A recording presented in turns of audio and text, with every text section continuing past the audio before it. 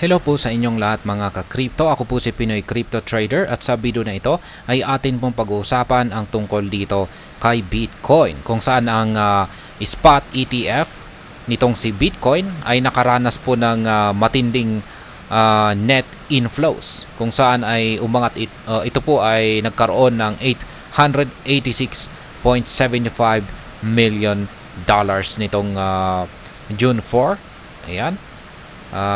Yan po ay ang kanyang net inflows. Kaya ito raw po yung pumapangalawang pinaka mataas na kanyang naranasang net inflows. Kaya yan, bago po tayo magpatuloy ay nais ko lamang po munang bigyang linaw ang aking disclaimer, kung saan ang nilalaman po ng video na ito ay hindi po ito isang financial advice. For education and information purposes lamang po ang layunin nito. Maliban po dito ay nais ko na rin pong magbigay babala na wala pong kahit anumang group chat ang Pinoy Crypto Trader. Yan, ang sabi rito ay on June 4, Bitcoin spot ETF saw a net inflow of $886.75 million, the second highest intraday net flow in history, led by Fidelity's $379 million and BlackRock's $274 million. Kaya yan.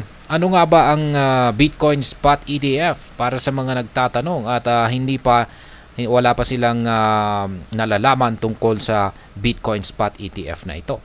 Kaya yan, para sa mga hindi po nakakaalam ay ang Bitcoin Spot ETF ay isa po itong uri ng investment vehicle. Yan, na susumusubaybay po sa presyo ni Bitcoin ng direkta. Kaya ibig pong sabihin ay maaari po tayong mag-gain ng exposure dito kay Bitcoin, yan, sa kanyang mga price movements, na hindi po natin kailangang bumili at mag-hold mismo ng Bitcoin. Ngayon ay ano nga ba ang dahilan kung bakit malaki yung kaganapan na ito? Yan, yung net inflow niya na ito at kinukonsider na second highest yan sa kasaysayan ng ETF ni Bitcoin. Ayan. Ayon po sa mga crypto analyst ay ito raw po kasi ay nagpapakita ng lumalagong institutional interest. Yan, institutional interest dito kay Bitcoin. Kaya yung mga malalaking investors na ito ay dumarami po sila at rini-recognize po nila or tinatangkilik po nila ang potential or kakayahan ni Bitcoin bilang isang mahalagang asset class. Ngayon ay ang karamihan po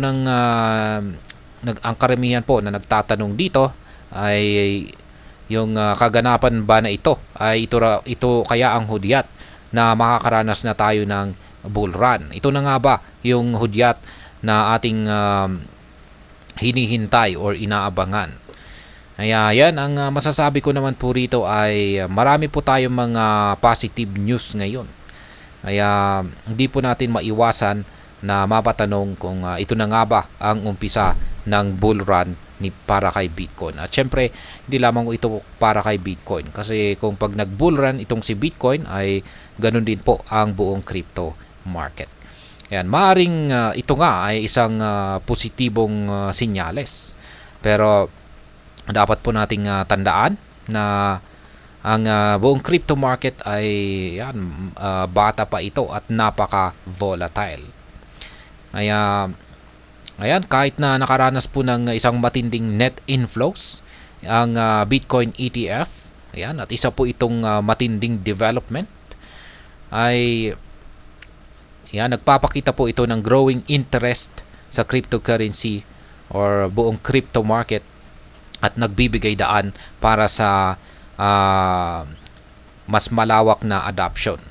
Ngunit kailangan pa rin po nating magsagawa ng ating sariling pagsasaliksik or research bago po tayo gumawa ng kahit anumang investment decisions natin dito. Kaya ayan pong muli ang isang napakalaki kahapon, napakalaking net inflows ang nakuha ng Bitcoin ETF nitong June 4, 2024 na umaabot po sa $886.75 million. At hanggang dito na lamang po tayo sa video na ito mga ka-crypto. Sana po ay inyong nagustuhan ang aking paliwanag sa video na ito. Kung inyo po itong nagustuhan ay pakiclick lamang po ang like button nito. Para naman po sa mga bago lamang dito, kayo po ay aking inaanyayahan para mag-subscribe. Pakiclick na rin po ang bell icon nito dahil ito po ang siya magsisilbing notification nito sa mga bago kong videos na akin pong ina-upload sa aking YouTube channel na ito. Marami pong salamat sa panonood. Ingat po tayo lagi at God bless po sa ating lahat.